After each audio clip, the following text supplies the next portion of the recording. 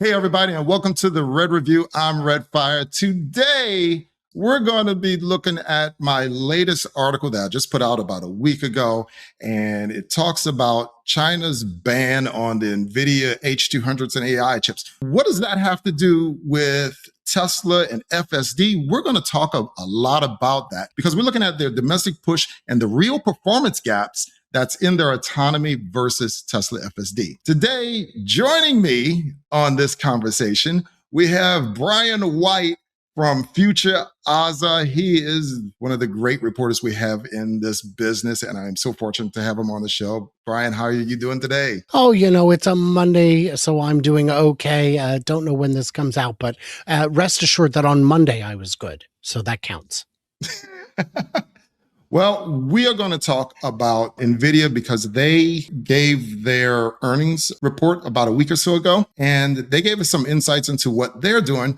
But more importantly, I want to talk about what the Chinese are doing and in regards to the H200. So everybody just stay tuned. We'll be back in just one moment to talk about FSD and the H200.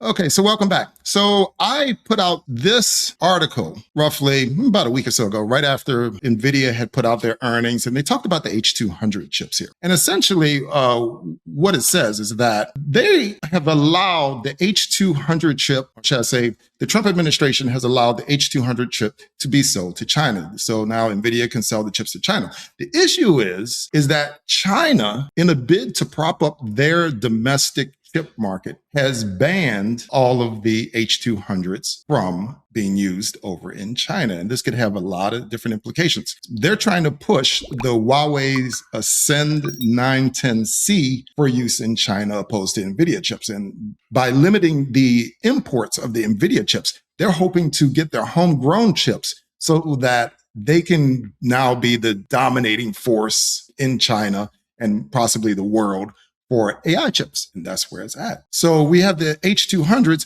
but here's the problem, right? I want to get your perspective on this, Brian. The Huawei's Ascend 910C, it only delivers about, between 60 and 70% of the efficiencies of an H200. This becomes a real problem because of the training for the AI systems, specifically the AI bots and the FSD, or the self-driving vehicles in China. And I know, Brian, you've been over there to try out their self-driving vehicles, specifically with the BYDs. And now we're looking at, I think, is it Geely with the Val 2.0, I believe it is? The VLA 2.0 is Xpeng or Xiaopeng. Yeah, that's it. And that one is pretty good. I've heard some very interesting things about it.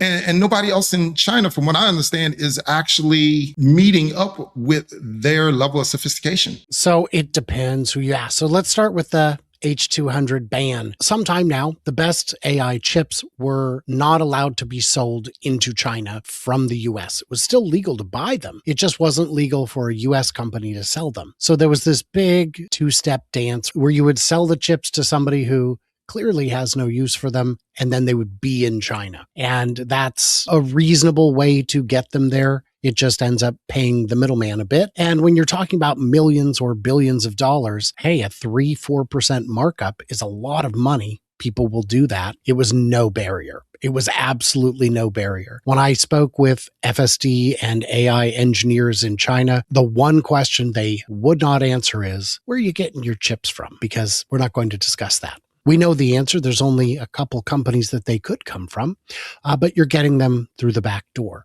This new ban doesn't restrict the use of them. It restricts the import of them. Some will still come in because even if you agreed to the ban, even if you agreed to commit that you will only buy from Huawei, there's still probably not enough. You still probably need more compute. The Huawei chip is not as good, but if it's 60 to 70% as good and power in China costs better than 30 to 40% off, the cost for your compute ends up being comparable. Just buy more chips, because having that extra efficiency of the H200 isn't as critical when you're paying 6 cents a kilowatt hour instead of 9 or 15 or 25 cents a kilowatt hour. So it ends up being not as bad of a deal. And yes, it does support domestic manufacturing. That's something China wanted to do. That's something all countries want to do. That's why there was sourcing requirements on the IRA, on the EV incentives. We want this production here as much as possible. Even if the product is a little bit inferior, please buy it from us. Please buy locally so that we can support the domestic industry. If Huawei is suddenly flooded with a huge demand for advanced chips, they will have the money to develop even more advanced chips. That's a win-win for China. Then your question was, what companies are doing it? We're seeing a bunch of serious players in the FSD space, Tesla being a bit of a laggard because they have not been able to use US trained FSD. Really? I mean, the restrictions on the flow of data are pretty extreme. There is a free trade agreement where they have a international zone from which you can export data under certain restrictions, but it's proved too onerous. No one does it because complying with the restrictions is difficult. And if you don't do it correctly, you're going to be in a type of trouble that you wouldn't like to be in. So no one, to my knowledge, no one really does it. So that means they have to train on local data and they have to train it locally. You can't export the data to train internationally and you can't bring the model back. So Tesla has now set up data centers to crunch this stuff locally. And they'll have the huge advantage of the car already knowing, the software already knows vaguely how to drive, generally speaking, how to drive. It'll just get better for the Chinese market. Then you've got Xpeng, who years ago adopted the Tesla philosophy of vision only. They had, I don't remember, I think they had one LiDAR. They got rid of it. If you have one of their cars that has LiDAR, it's not active. It doesn't do anything. It's a vestigial organ. And then you've got BYD with their God's Eye, which was, they would have told you 6 months ago, it's the cat's pajamas. It's what it's what everyone's going to have. And then they announced, we're partnering with Nvidia to use their system. What? Oh my gosh. So you know that you're in a dead end. That's deeply unfortunate. BYD did not license their system, but they put it on all of their various brands. It is a data collection juggernaut. It is collecting tons of valuable driving training data. I have a question about that real quick, because a lot of people hear about God's Eye and with BYD, but God's Eye comes in a few different flavors over there. A, B, C, D, E, F, G, H, I, J, K. And everybody assumes it has the same level of autonomy. It's able to do the same things. And my understanding, that's not exactly accurate. Can you elaborate on some of that? Oh, sure. That is absolutely accurate. I don't know if they call all of the system God's Eye. I think God's Eye might just be the name for the top level, but it is intended to do what Tesla does with FSD, version 12 or newer. It just doesn't. It doesn't do it as well. It's a fantastic driver assist, but if you were to try and unleash it, what you would have is dangerous conditions because it's still old enough and dumb enough that it makes big mistakes. It is hand-coded rather than a neural net, which makes it very difficult for it to think outside the box. It's in a box. It's just in a box. They were, like all autonomy developers, they were just sure that this approach would work. And you get to a certain number of nines in the 99.9 repeating chain. The long tail. The long tail where you realize we're not going to solve it. There's infinite edge cases. And the last big player is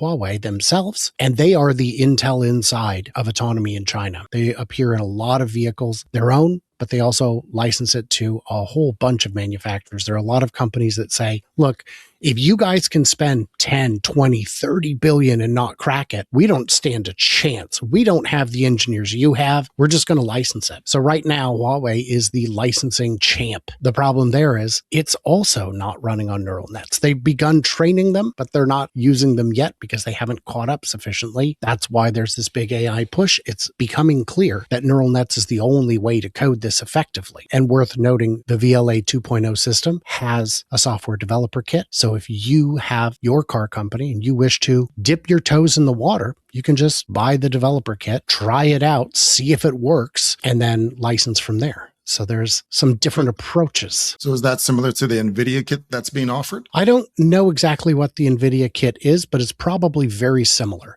with the difference being that Xpeng, or Xiaopeng if you prefer, would actually provide all the training. It would actually be a turnkey solution, where Nvidia's is several steps back. It is the real Linux of the world, where what Nvidia is selling you is picks and shovels and a map with an X where the gold might be. And what Xiaopeng is doing is taking you on a guided expedition. I will take you up the mountain and show you where it is and let you mine it yourself. So the approaches are quite different. When you see, I don't know if you saw the NVIDIA demo, but they go, look at this. We were able to do 20 minutes of driving with minimal interventions. That's not good. That's really bad. And half of the time was at stoplights. That's less. So it was a 10-minute drive, because I don't count the time when you're not moving. NVIDIA's got a long way to go.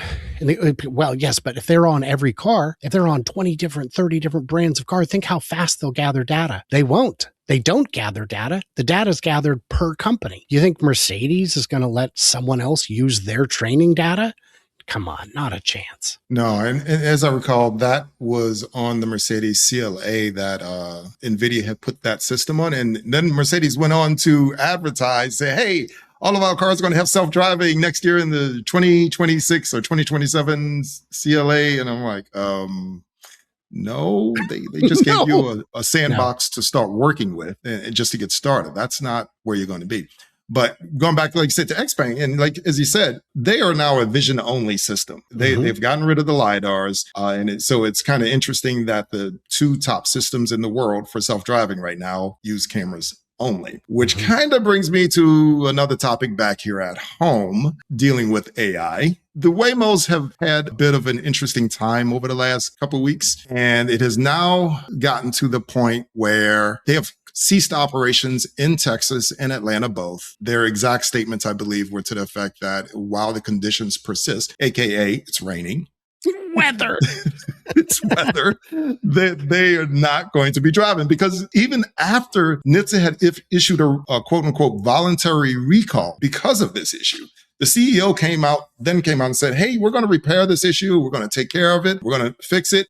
I don't even think it was a few days later before here in Atlanta, we got hammered with some rains, with some flash flooding, came out of nowhere. And you had at least 2 Waymos drive straight into the floodwaters. And it was just not nice. So what happened was they had this problem where they wouldn't drive into water. And so you'd have a little dip that goes under the highway, for example, and just a little bit of standing water, and the Waymo would just park and block the road, because I don't know how deep the water is. I don't know if there's potholes, but other cars were driving around it constantly. Now, if you were using a neural net, that neural net would say, if that car can do it, I should be fine. If I just follow his footsteps, if he can do it, I can do it. And that's how neural nets solve that problem. But Waymo said, okay, so it stops for standing water. I know how to solve it. Don't stop for standing water. Now you've got cars stuck in rivers, one car literally being washed away. And that is a much bigger safety. They're both safety problems, but you can see where a hand-coded solution is the wrong solution, because it doesn't account for nuance. And if you're going with if then, I'm not familiar with a or sometimes clause, because that's how it works. And I also saw Waymo just this week said, okay, we're not doing highways anymore. No more highways. And I'm sorry, but highways are the easiest problem to solve. All these years and you never solved highways? Very strange behavior.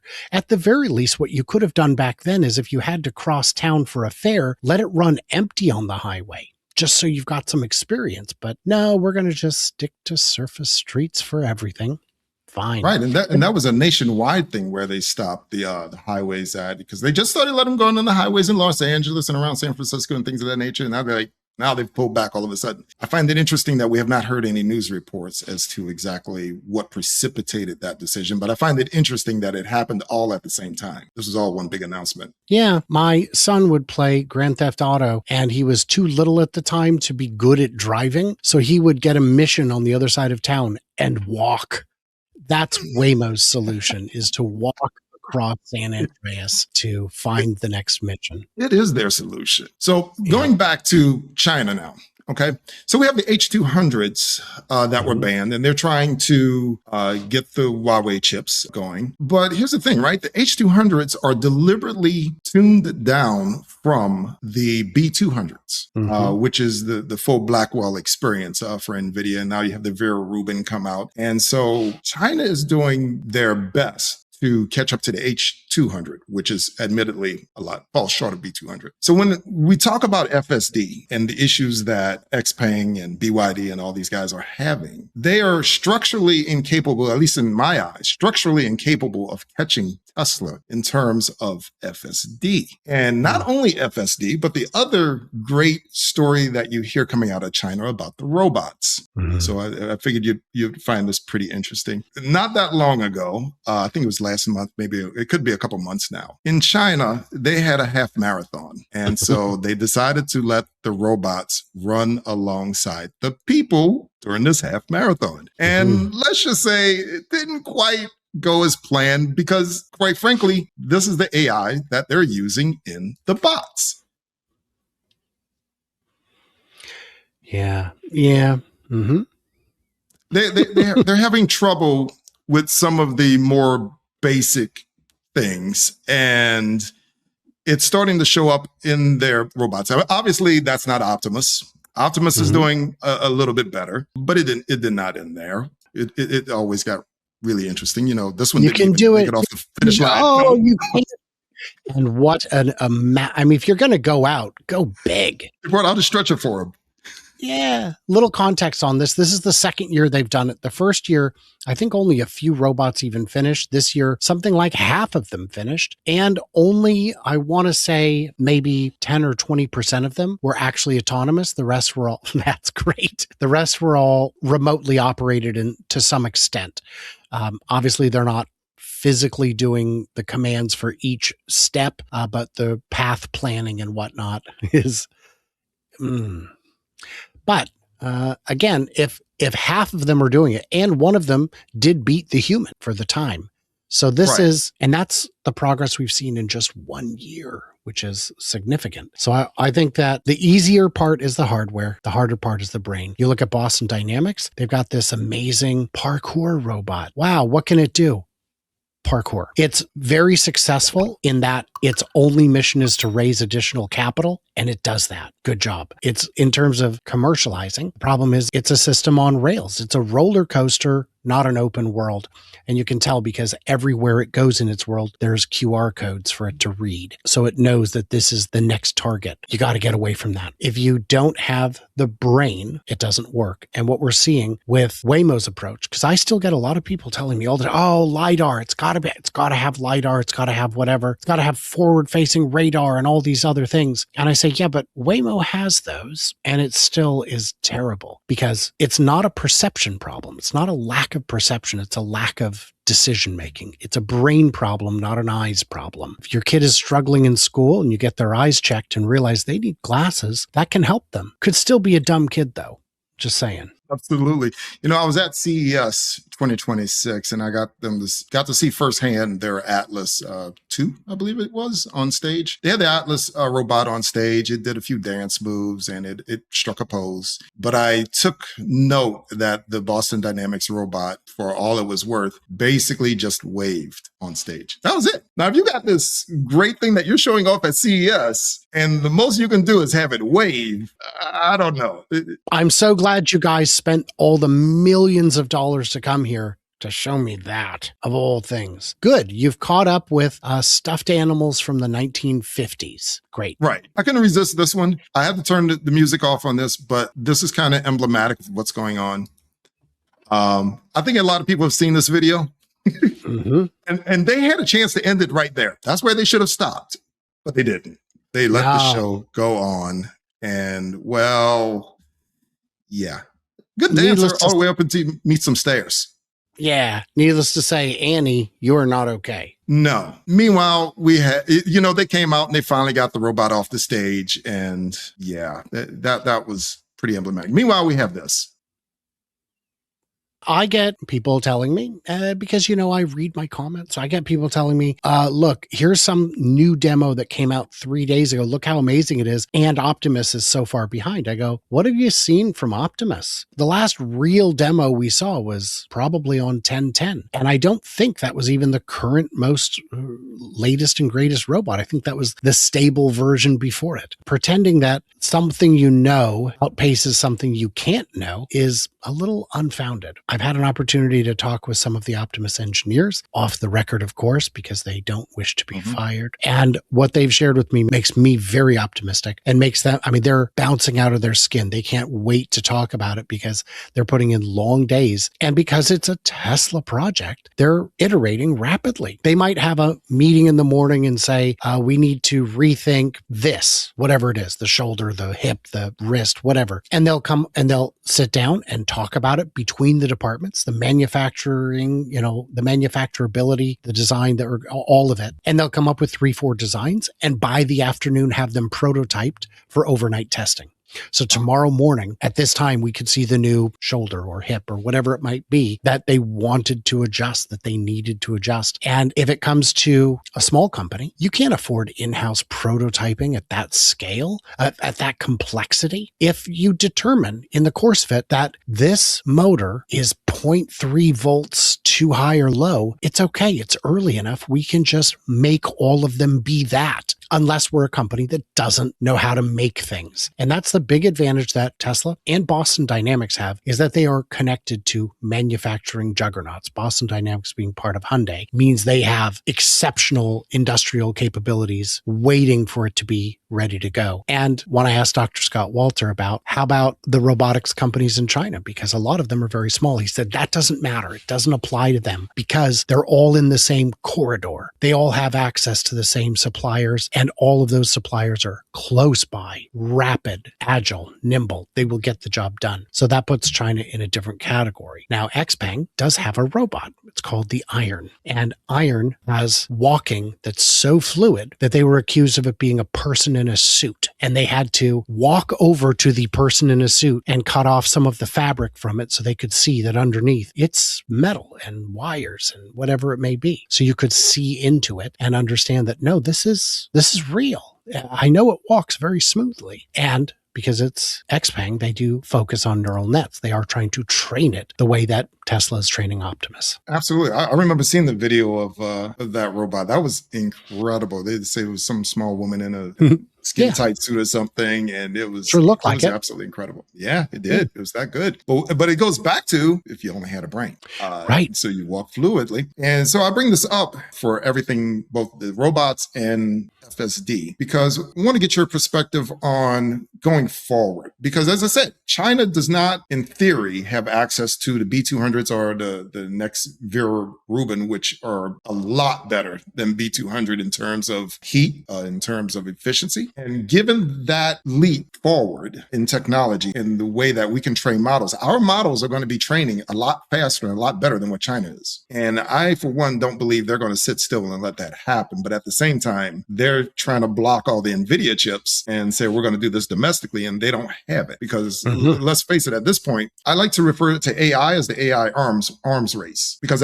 it's a war with AI, and the one with the most compute wins. And right now, China's at a significant disadvantage. Yes. So I asked the engineers, have spent a couple different partial days with the lead engineer for the VLA system. And I said, look, you don't have the miles. You don't have the compute. Tell me why this underdog will win. And he said, well, in China, we're not the underdog. Tesla is, because Tesla doesn't have Chinese training data yet. They don't have Chinese compute yet. This was a few months ago. He said, but the reason we're going to be able to do it is because we have better AI engineers. Now, I'll just tell you, that's something that every company says and maybe believes, but maybe they do. It's possible that you have better AI engineers, but what they definitely have, richer training data, because in China, the roads are such that, and you know this, every mile is nothing but edge case. If there's an edge case, I know people say, this weekend, I provided 5,000 training miles to Tesla, and not 5,000, but maybe 1,000 over the weekend. I go, right. Was that all on the highway? Yeah. Useless. They don't need any of that. They've got that. The highways, in my opinion, are at 100%. There will be incidents where something hits your car or something, like Justin and Josh had when they were doing their coast to coast and a loading ramp fell off the trailer in front. Well, FSD couldn't dodge it. Neither could the semi behind them that also hit it. So there will be things that happen. Highway solved. You're not providing useful data. All the data in China is useful. So that will allow them to catch up. The other advantage that these companies have is on the list of different approaches, there's a whole bunch you can check off as known dead ends. We don't have to spend any time developing those. With Tesla, essentially everything that happened prior to the neural net, just discount it because none of that code remained. So someone starting from scratch could maybe not surpass Tesla, but catch up to where they are today. And where they are today is very, very good. If companies could say, look, just give me what you have today and I'll never ask for an update, their customers would be awfully happy with it. It would never be unsupervised, but it would be valuable, tremendously valuable. So the question becomes, okay, that's great for China. What about the rest of the world? That is a very good question. There are more or less two different autonomy players, Tesla and all of China. And there are Tesla being a US company, even though they manufacture in China, and China being the Chinese government, even though it's the Chinese companies. That doesn't mean that they're connected, but in terms of perception, it does. There are countries that will not allow Chinese autonomous vehicles for national security reasons. Whether they're right or wrong, it doesn't matter. We're not going to sit here and pick apart all the code every time to determine who's safe and who's not. There are countries that will simply not allow it. And that's also true of Tesla's approach. There are countries that will say, look, you're a US company, you're in real tight with the administration, we're not comfortable with it. But the majority of countries are going to probably allow both. So if you're in South America, if you're in Africa, if you're in Eastern Europe, they're going to allow both. Maybe I don't trust the US or China, but I definitely don't trust the other one, whichever it may be. So I think the real game, I think Tesla in terms of autonomous taxis and whatnot is probably unlikely to be the majority player in China. There are other companies that can manufacture cheaper. Even when it comes to something like a cybercab, they'll just copy the philosophy of the cybercab, make something super simple. There are already cars in China that are pretty good for $5,000. Just put a $2,000 sensor suite on it. There, they've got a cybercab for $7,000. Tesla can't compete with that. Doesn't mean they even want to, doesn't mean they have to. So in China, it may be difficult. I think in the US, that market is going to go primarily to Tesla. I don't see anyone else catching up. I see there being a lot of political obstacles to authorizing Chinese-owned FSD systems in the US. They could do the same thing Tesla did, where they set up their own training, their own data gathering, and maybe that would be sufficient. But I mean, we forced TikTok to sell their entire operation to the US, and even then we're not happy about it. So I don't know if we're going to see Chinese autonomy in the US in the next 5-10 years. Eventually, probably, but not until then. The rest of the world, up for grabs. In China, almost no one charges for FSD. Xpeng does not charge for it. If you have the hardware, you have the software. The only, and Huawei's got, I think, 3 or 4 different levels of FSD, and they only charge for the top one. And I think the charge is only maybe $60 a month instead of $99. And then, of course, Tesla does charge $99. If these systems become international, the price competition is going to move a lot of buyers. That it is, given the $99 we're paying here right now, I think. Yeah. $99 per month. That's it's a bit they're much. allowed. Plus your state tax. Thank you so much, Brian. I really appreciate everything. Great conversation about this. Hopefully it'll get worked out here in the not too distant future, and we'll see what happens. Thank you, everybody, for joining us. Don't forget to like and subscribe, and we'll see you again soon. Peace.